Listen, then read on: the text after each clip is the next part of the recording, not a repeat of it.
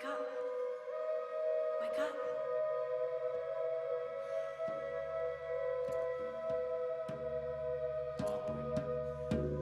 What? Wake up. Wake up. Wake up. Wake up.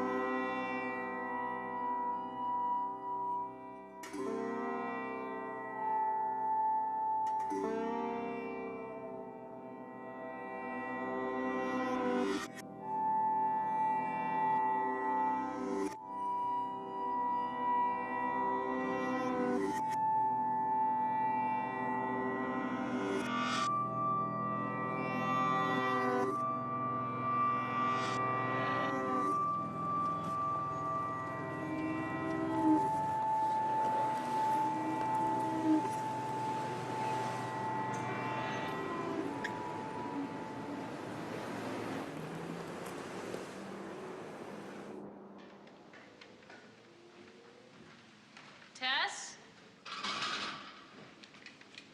Tess, you awake? Good morning. Hey, You look like hell. didn't sleep well. More dreams? Yeah. I'm telling you, you should go see Dr. Wild. He's really good. I'm only a therapist.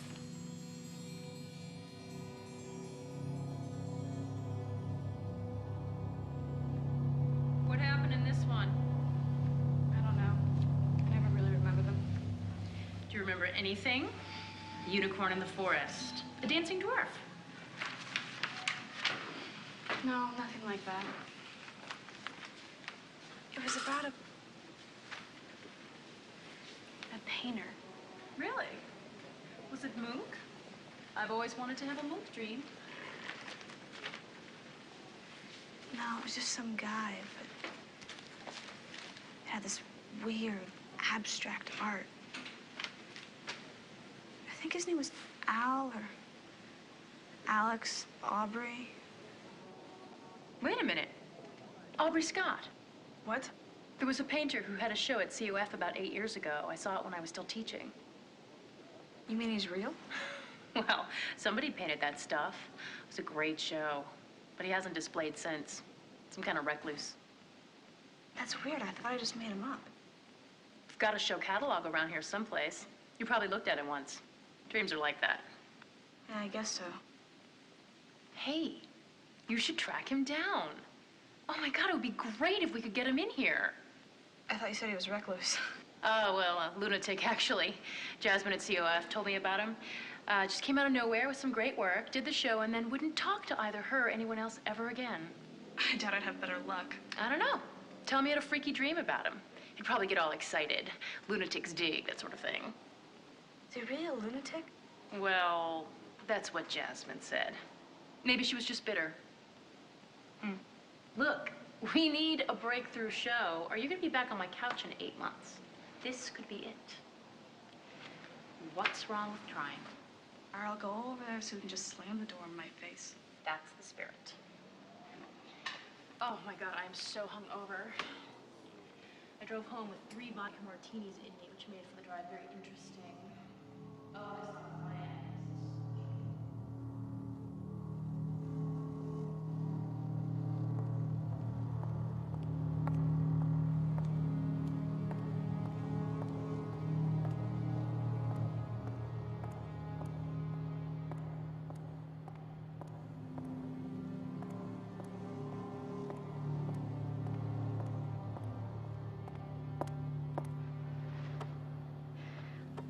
Well, hey there.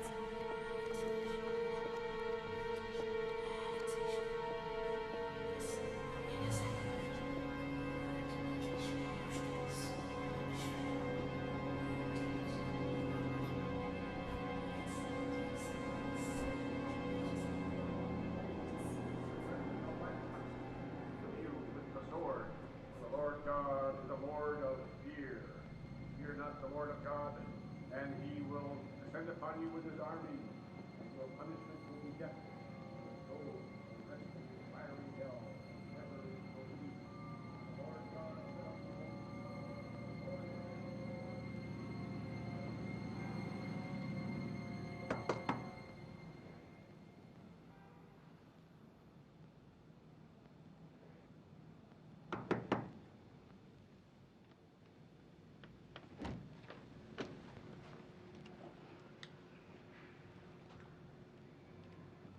The ballroom has been closed for years. What? Oh. Oh, no. Arbor Scott? Yes? I'm Tess Reardon from the Carmichael Reardon Gallery. I'd like to talk to you about your work. My work? Yes. May I come in?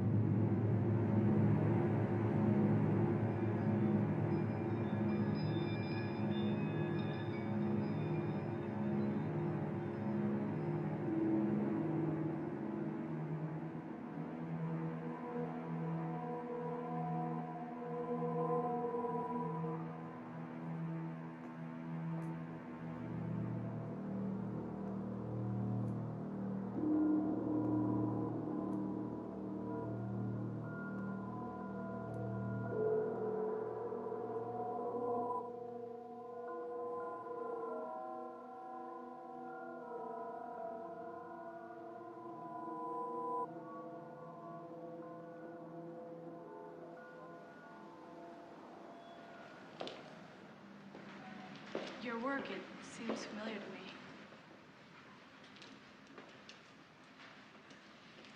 Has the same publication? You see my work when you dream. Today is not the first time that you and I have met. Do you always talk like that? Forgive me. I talk very little. I don't get many opportunities. What was the name again? Tess. The name of the gallery. Oh, the Carmichael Reardon? I've never heard of it. Oh, we just opened last year.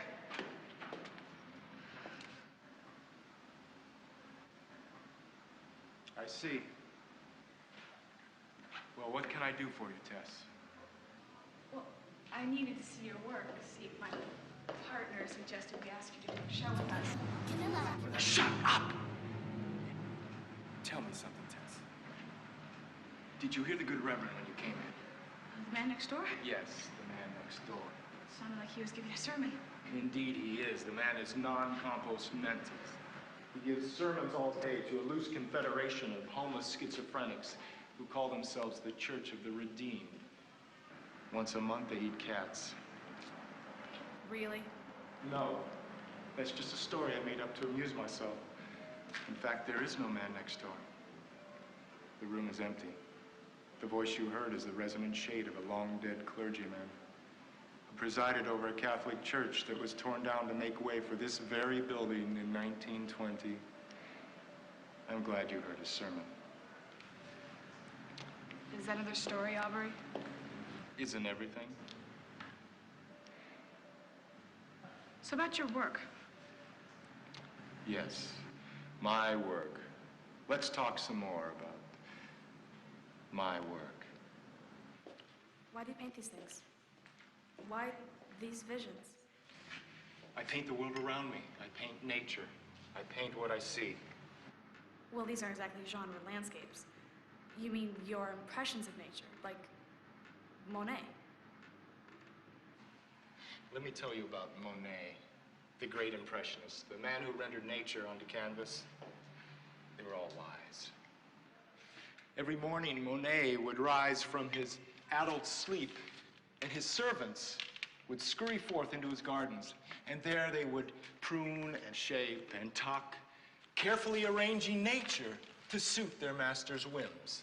Then, and only then, would the great Monet venture out to paint his wholly artificial landscape, his so-called impressions of nature.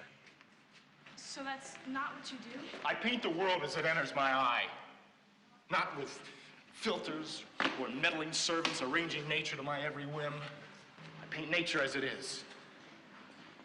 The only time Monet was any good, the only time he was true, was near the end of his life. He was going blind, his eyesight eroded.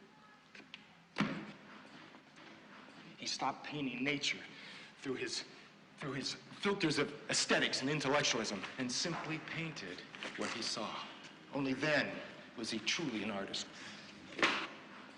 His final paintings, they were riots.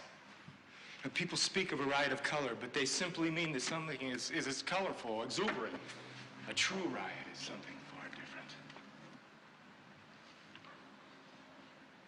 People swarm the streets like ants, smash windows, burn buildings, leave bodies lying in the winter snow, execute royal families in dank basements. In the end, Monet painted riots. Nature destroyed Monet's vision so that he could see her for what she truly was, a riot. Nature is only beautiful when she destroys. As she destroyed Monet's eyesight and gave him a new one all at once. Only then was he truly an impressionist, for only then did he truly paint his impressions of the world. That's all he had left. Well, would you like to come visit our gallery then? Not particularly. Oh. That doesn't mean that I'm saying no to an exhibition. It's just that your gallery's merits are irrelevant. All galleries are alike. It's the people that matter. So you will do it? Something else brought you here. Didn't it? There's something you're not telling me.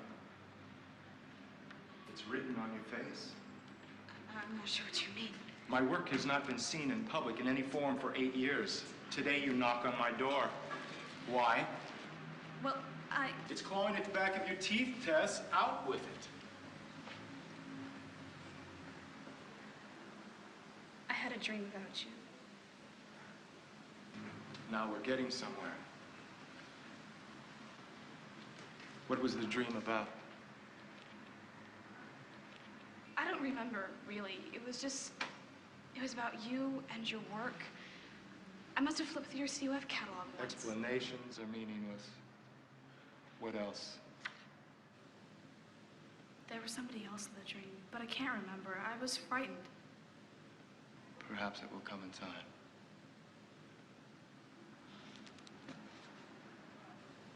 Very well, Tess. Let's do a show. That's it? You'll do a show with us? I'll do a show with you. Well, that's great. I'll have Edith meet with me. No, I only work with you. Keep Edith locked up in her little box where she belongs. Okay. But before we commit to anything of a paperous nature, however, I have one requirement. Anything. I need you to pose for me. I need a model. I'm not an artist. No one else will do, Tess.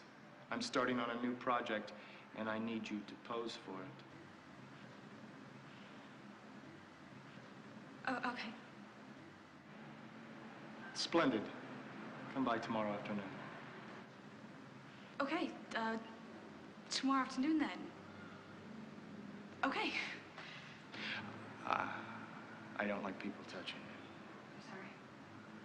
I'm sorry. I'm sorry. I'll see you tomorrow, then, I guess. Yes, you will.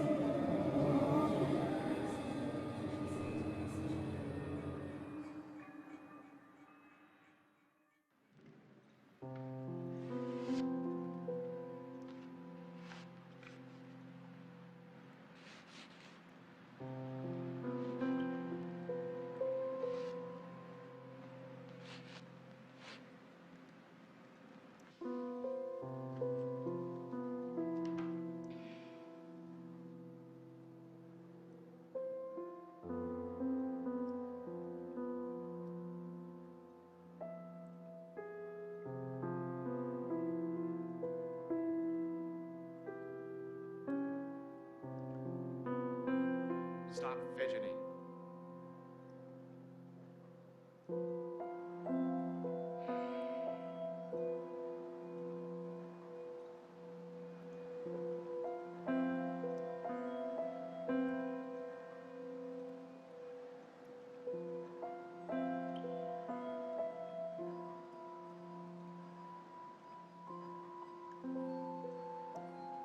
I think I see something. There's nothing there. No, in the painting. What do you mean? There's a design to it, a shape. It's in the clouds. They're just clouds. No, I see something. People see things in clouds every day, Tess. Horses, turtles. There's something there, Aubrey. You just don't want to discuss it. You're right. I don't want to discuss it or anything else. I just want you to remain still and let me concentrate. Sorry. Just because I'm a little bored. I told you I'm no model. So you say. Regardless, I'll tell you a story to entertain you. Is this another one of your scary stories? It's not exactly a story. It's a riddle in the form of a story. Or a story in the form of a riddle. All right. In eastern Russia, there's a tribe called the Alchi. Their traditions are ancient. Their shaman are not made but born. It happens like this. A young child, perhaps 8 or 9, goes mad. She talks to people who aren't there, or tears at her clothes, or runs off into the deeps of winter in her bare feet. Eventually, her parents tie her to a chair, lock her in a room. This goes on for perhaps a few days, or a few years. Finally, the child regains her mind. But she is not mad. A shaman walks in 2 worlds, the mundane one and the invisible one.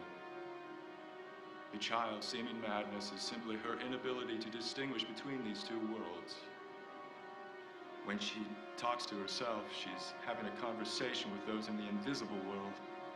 When she runs off into the snowy forest, she's dancing in a summer field. It takes time for her to reconcile these 2 worlds. When she does, she becomes a shaman.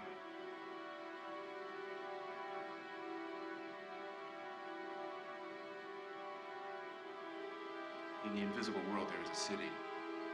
This city is so large that all of the cities in the waking world are merely its shadow. The varied architectures of our cities are merely corrupted visions of the true city, the only city. Its name is Carcosa. The Dutch architect Koolhaas tells us that the design of a city merges with the design of its decay.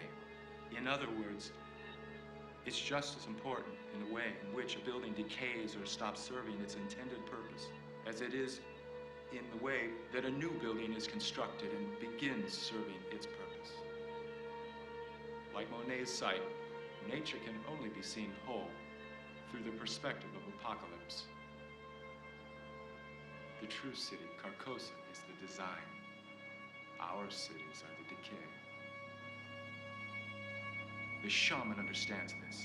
She is the apocalypse incarnate. She walks in both worlds. Like Monet, she is both blind and all-seeing. Now that brings us to the riddle. Have you found the yellow sign? Have you found the yellow sign? Yes, Who are you? Camilla. How do you feel? Afraid. Why? He is coming. Who is coming? The watchman. For whom does the watchman come? Camilla! For whom does the watchman come? He comes for you, Aldones. You know my true name. You have obscured the yellow sign to mask his sight.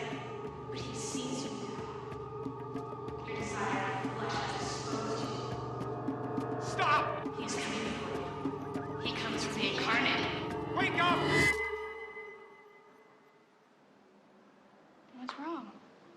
Nothing. You just drifted off a minute. Were you shouting? Only in myself. I can't do any more work today. Go home. Are you sure you're all right? I'm fine. I just need to rest. Okay. I'll just go get changed.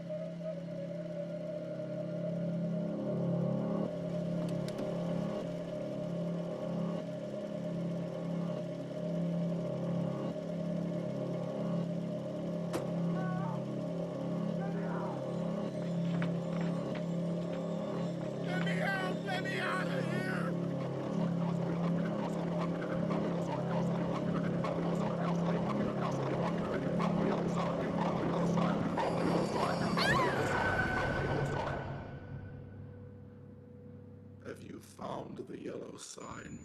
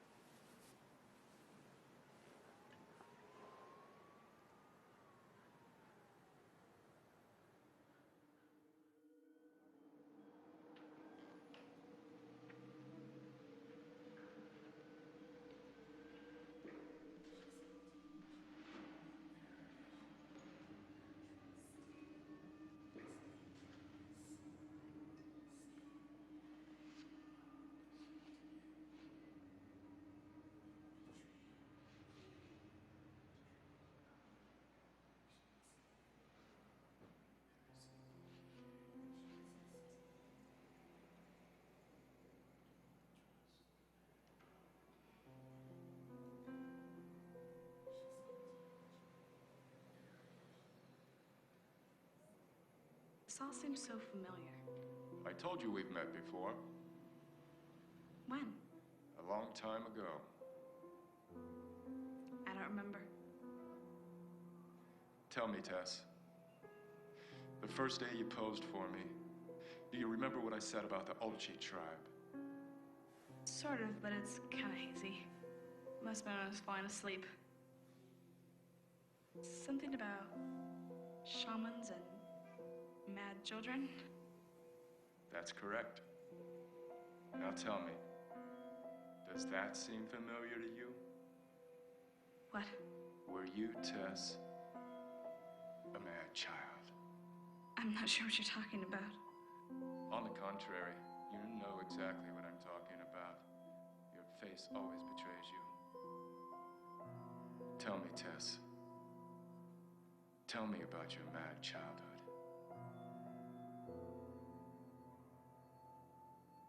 Well, was a little girl, I had a twin sister. Not a real one. No. I made her up. Her name was Camilla. And she was a queen, and she lived in this glorious castle. They had masquerade balls. I mean, every week was like Mardi Gras. Yes. She lived in a kingdom called Yiddle, and she'd come and tell you about all the wonderful things that would happen there. It was a fairy tale. Good. She was like one of those imaginary friends, I guess. I mean, we'd play in my bedroom or the backyard, and there was this abandoned warehouse near a neighborhood, and I found a broken window to climb in. We started... I started dragging old furniture there to make a world court. It was just an armchair, but that was a throne. And I brought crepe paper and I hung it everywhere. I'd come home absolutely filthy. My parents hated it. Babbling about Camilla and Yiddle. But I wouldn't stop. What happened? One day something went wrong. I was in the court with Camilla and we were dancing. This other ball. Someone came in.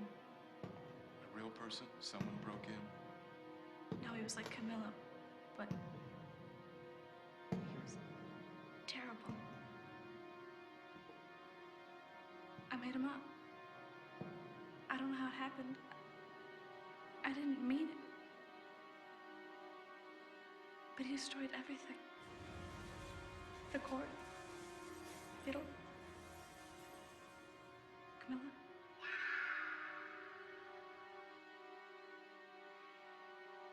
When I didn't come home that night, my parents called the police and they found me in the warehouse in the throne.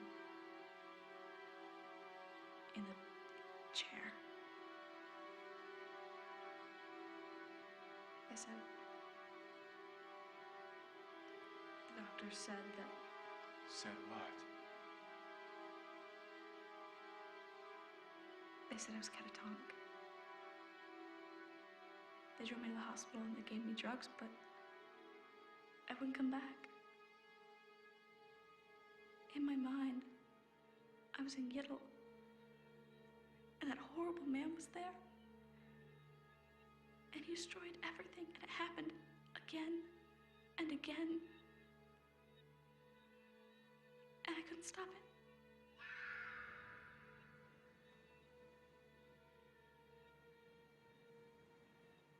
I woke up a couple of weeks later,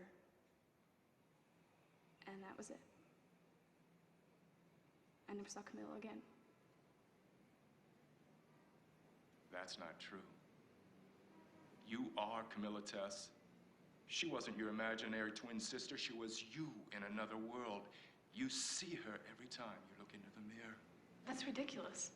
That's the doctors talking. I don't want to talk about this anymore. I don't even know why we're talking about this right now. I have a book you should read. Another self-help book, I hope. Rather the opposite. It's a play. A script to a play. Written a long time ago. It may upset you, but it's important that you read it. I think it will help you understand some things about yourself, about your reality.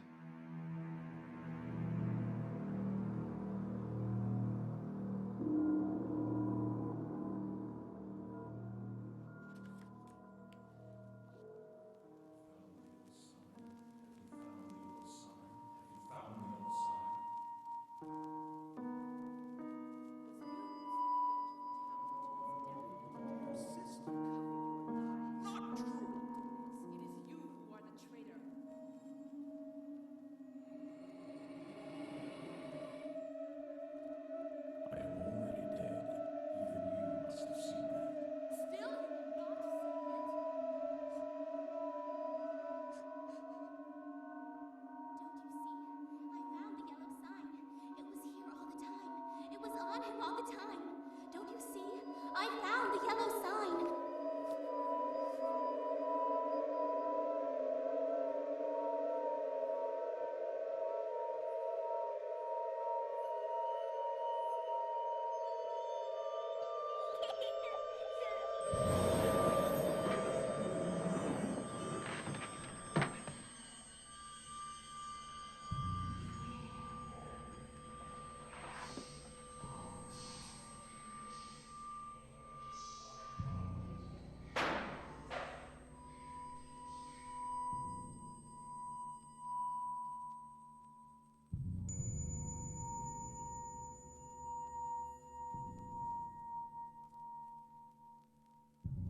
Finish it.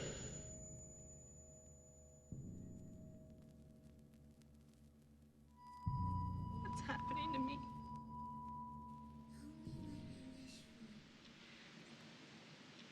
Think he'll sign today? He said he would. I mean, the new painting's almost finished. I'm glad to hear it.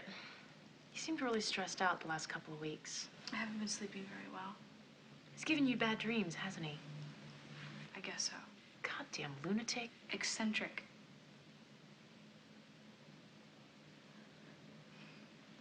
Okay, I gotta go.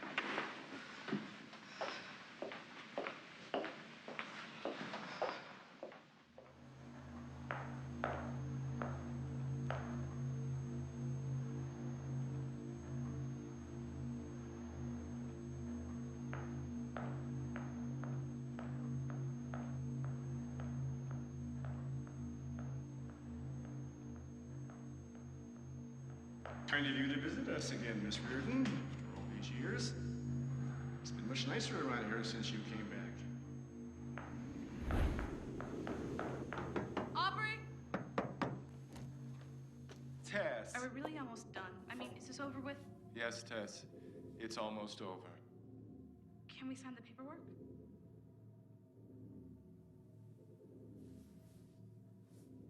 Yes. Finally, after all this time, yes. Good. Here.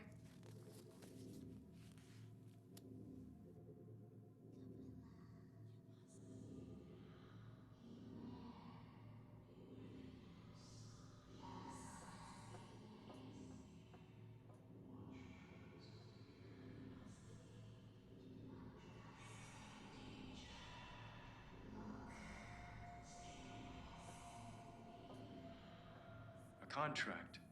A legally binding contract. You have no idea how important this is to me, Tess. After all, a contract is an agreement between two people, two living human beings, recognized by law, empowered by tradition. Did you know that in the eyes of the government, a corporation has the same rights and responsibilities as that of a person? An idea given flesh through the power of words on paper. Amazing. You know, I signed a contract some years ago. The show, the COF. But it didn't take. Wasn't binding enough. You know what the problem was, Tess? I signed it with the wrong person.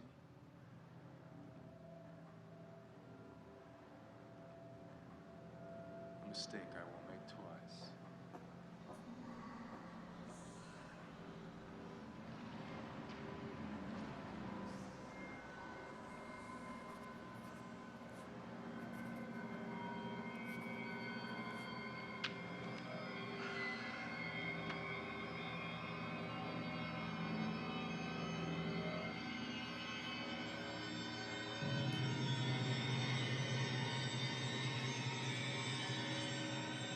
I thought you didn't like to be touched. It's not a problem for me. Why not? You have changed me, Tess, in a profound way you will never understand. I do understand. Oh? You're dead. Aren't you? Now, Tess, really. I know it's been 8 years since my last show, but I'm sure that your new exhibition will restore some vitality to my career. You're dead. Everybody in this place is dead. We need to bring you back. You've been doing your reading. Good. Don't you? That play. It really happened. I was Camilla, and you were Aldones. You were the one in the warehouse. That is one interpretation. It is a challenging text. Who is he, Aubrey? Who's the man in the hearse? The watchman. Well, you could say that he works for the landlord of this building. His job is to keep the tenants in line. So you can't escape. I'm not worried about him now. What did you do? No. What you have done. I am reborn, incarnate. Just like you, Camilla. Now you are going to take my place in Carcosa.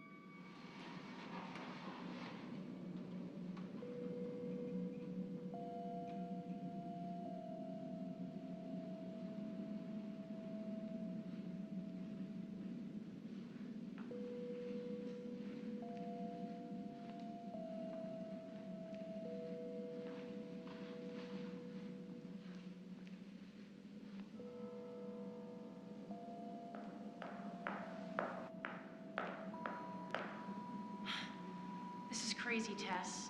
I know conceptual cells, but this is just nuts. The guy won't even come to the opening. I mean, really, what do you see in this?